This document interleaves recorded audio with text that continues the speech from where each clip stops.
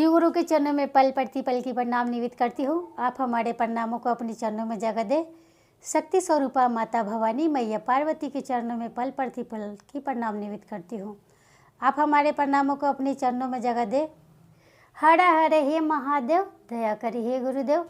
मैं अपने शिव गुरु की कथा सुनाने जा रही हूँ, इसे कृपया ध्यानपूर्वक सुने। आप लोग कहते हैं कि भगवान भोलेनाथ दया नहीं करते हैं, पर भगवान भोलेनाथ सभी पे दया करते हैं।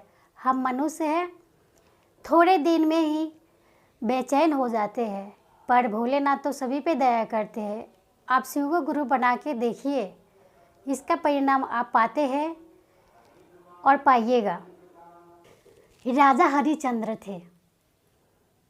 उन्होंने सपने में सपना देखा कि उसे एक साधु बोले कि राजा हरिश्चंद्र,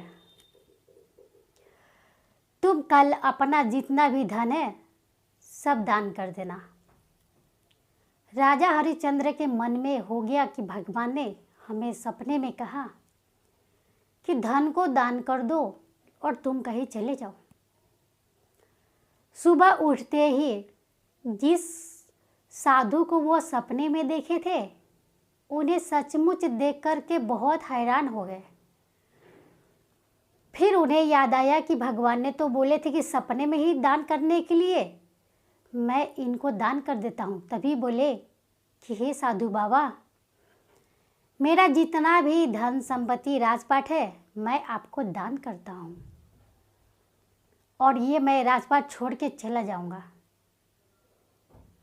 और भगवान की कृपा से राजा ने सारे धन को दान कर दिए और वहाँ से अपनी पत्नी और बच्चे को लेकर के चले दिए।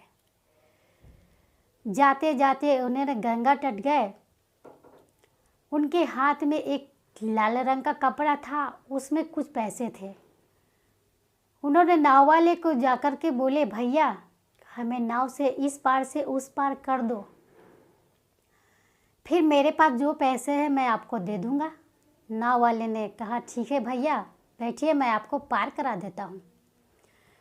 राजा हरिश्चंद्र और उनकी पत्नी और उनके बच्चे तीनों एक साथ बैठ गए और चले गए।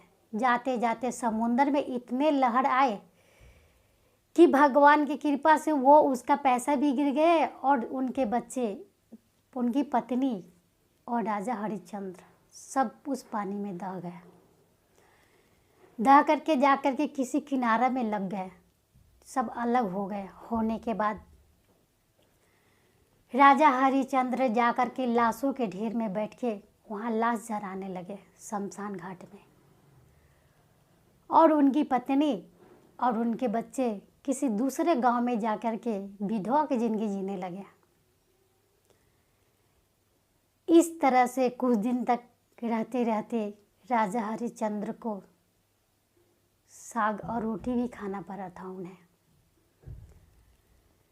राजा होकर के उनके मन में जब छल नहीं थे, तो हम तो एक साधारण इंसान होकर के भी छल कर लेते हैं।